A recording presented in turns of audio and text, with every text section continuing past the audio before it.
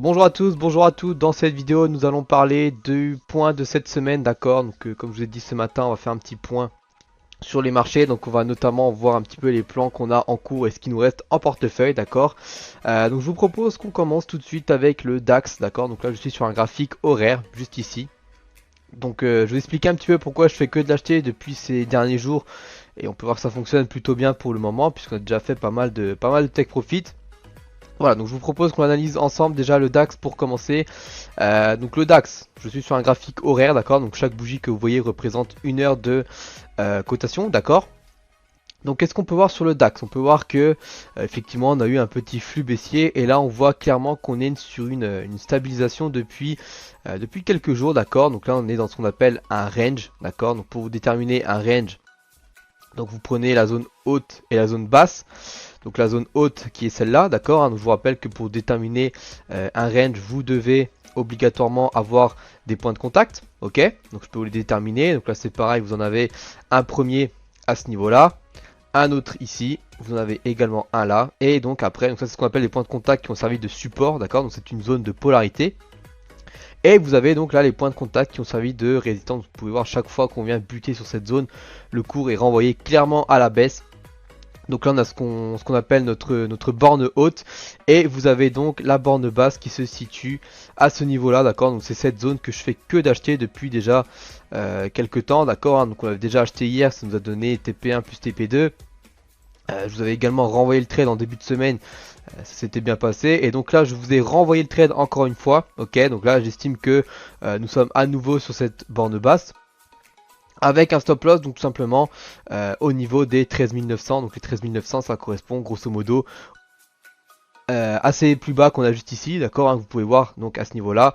Donc je me suis tout simplement référé à ces plus bas. J'estime que si on revient sur les 13 900, il y a de grandes chances que nous cassons ce niveau là pour aller donc chercher des nouveaux plus bas. Voilà, comme d'habitude, un TP1, donc TP1 c'est court terme, hein, le but c'est de protéger assez rapidement, et TP2 on va rechercher donc ce niveau intermédiaire, et TP3 donc on va directement chercher la borne haute.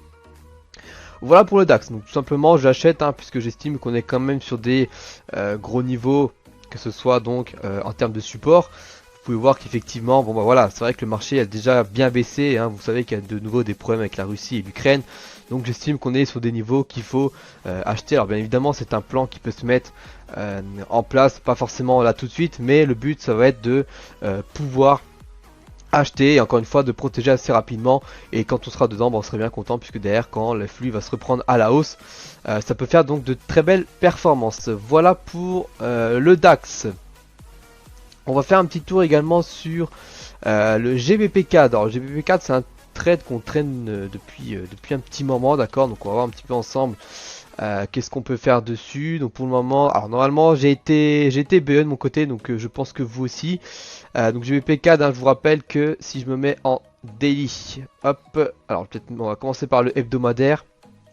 Voilà, donc en hebdomadaire on avait cette très grosse zone qu'on a juste ici, hop, regardez je vous la trace.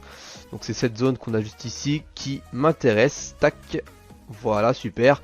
Donc là c'est pareil, bon je vous refais les points de contact, vous avez compris un petit peu le système maintenant, hein. Donc point de contact, on en a également un ici, vous en avez également un là, un autre ici, et c'est à peu près tout, c'est déjà pas mal. Donc là en l'occurrence, voilà, très grosse zone hebdomadaire, et si je me mets en daily et qu'on réduit un petit peu les unités de temps, vous pouvez voir que effectivement sur cette très grosse zone on est sur un espèce de double bottom. Donc là vous pouvez voir clairement que le cours s'est complètement cassé la figure, et derrière donc on faisait des plus hauts qui étaient de plus en plus bas, c'est pareil, des plus bas qui étaient de plus en plus bas. Et là ce qu'on peut noter c'est que regardez un petit peu, on est sur une phase de stabilisation, puisque vous voyez que ce plus bas là n'est pas forcément plus bas que le précédent. Vous voyez qu'on a une espèce de divergence, d'accord. Alors les divergences c'est avec le RSI que vous allez pouvoir les déterminer, hein. Donc là en l'occurrence vous voyez que on a une divergence puisque vous avez un plus bas qui est plus bas, mais vous avez un RSI qui est avec le deuxième plus bas, donc qui est plus haut que le premier, d'accord. Donc là en l'occurrence vous voyez qu'on a bien ce double bottom. Alors est-ce qu'on a un signal maintenant pour reprendre tout de suite en achat? Je ne pense pas, moi j'aimerais bien attendre, voilà, une cassure du bruit qu'on a juste ici. Si vous voyez un petit peu en 4 heures, regardez un petit peu, on est dans une espèce de range, hein. Donc là c'est pareil, pour pouvoir reprendre en achat, je vais tout simplement attendre une cassure de ce niveau qu'on a juste ici. Donc là le but ça va être tout simplement hop, d'attendre la cassure et d'aller chercher directement cette cassure pour pouvoir aller chercher donc dans un premier temps une centaine de pips et ensuite on va directement rechercher les 1,67. Voilà, bah écoutez, je pense enfin à peu près le tour concernant les trades en cours. On va regarder un petit peu ce qui va m'intéresser pour ces prochains jours. Donc toujours sur le Forex pour commencer. On va commencer tout de suite avec l'euro GBP que je regarde depuis un petit bout de temps. Donc euro GBP, hop, on va se mettre en daily, c'est pareil. Et vous pouvez voir qu'en daily, on est sur une borne basse, c'est pareil. Alors on peut même l'avoir en hebdomadaire si vous voulez qu'on ait plus de précision. Donc là je suis clairement en hebdomadaire et regardez un petit peu si je vous trace. Elle est belle celle-là aussi, hein. Regardez un petit peu si je vous trace cette zone hebdomadaire. C'est une zone qui tient quand même avec les premiers points de contact qu'on a eu en 2016, d'accord. Donc c'est quand même un gros niveau qui fait très bien le taf avec tous les points de contact qu'on a juste ici. Hop, pareil, je peux vous les retracer assez rapidement. Vous les avez là, là et là. Vous voyez qu'on revient dessus, d'accord. Vous voyez qu'on a pas mal de points de contact. Donc là c'est pareil, je vais chercher un achat. Je rentrerai pas tout de suite en achat, j'ai pas forcément de confirmation. Regardez un petit peu en daily, on est clairement en phase de stabilisation. Donc là c'est pareil, on peut déterminer en daily notre borne, hein. Regardez la borne basse qui est juste ici, vous voyez que clairement on l'a cassé une fois, d'ailleurs on a vite fait une réintégration, je crois que c'était en plus une news qu'on a eu par rapport à la livre sterling. Donc il avait pris pas mal de valeur, mais derrière vous voyez que ça a vite été réintégré. Et là donc on a en daily effectivement ce petit niveau. Si je veux voir en 4 heures, on peut voir que là c'est pareil, on a une espèce de bottom qu'on a trouvé, il me semble, sur cette zone des 0,83. Là c'est pareil, hein, pour pouvoir rentrer en achat, je pense que, et en tout cas moi c'est ce que je vais faire, je vais clairement attendre une cassure des plus hauts qu'on a eu juste ici, voilà, donc de cette borne qu'on a juste ici pour pouvoir rentrer en achat et donc travailler ce support hebdomadaire. Voilà, je pense enfin à peu près le tour concernant les plans qui vont m'intéresser. Ah si, j'ai également du 4 CHF que je voulais vous montrer. Hop, 4 CHF et on finira avec le gold. Le gold aussi, j'ai 2-3 petites choses à vous dire dessus.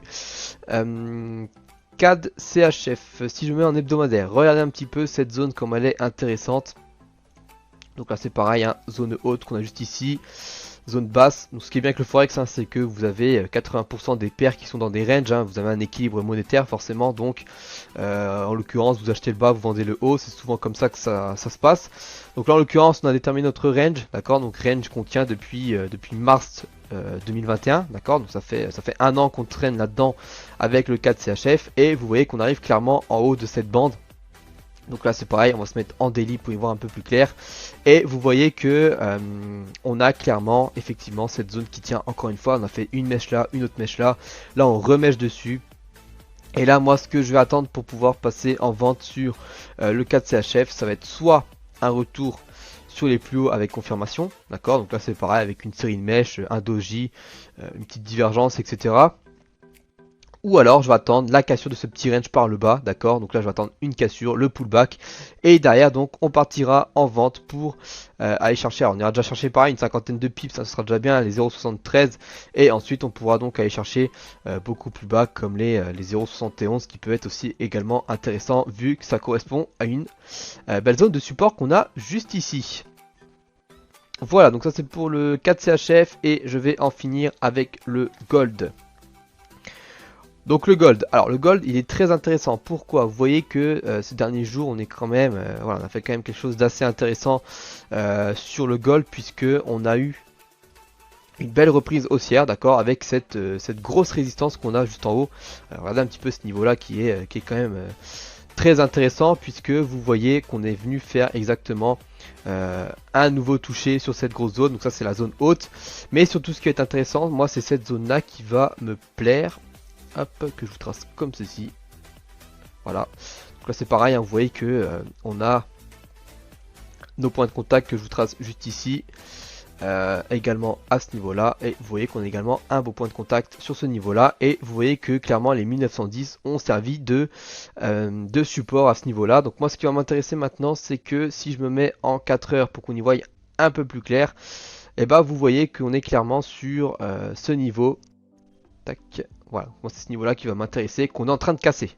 D'accord, vous voyez qu'on est clairement en train de casser ce niveau par le haut. Donc là c'est pareil, je vais attendre le petit pullback qui va bien, d'accord. Donc je vais attendre un petit pullback comme ceci, bam, et ensuite bam, on repartira donc à l'achat pour aller chercher à moyen long terme les 2000 sur le gold. Voilà, encore une fois, moi je cherche des achats dans le sens de la tendance.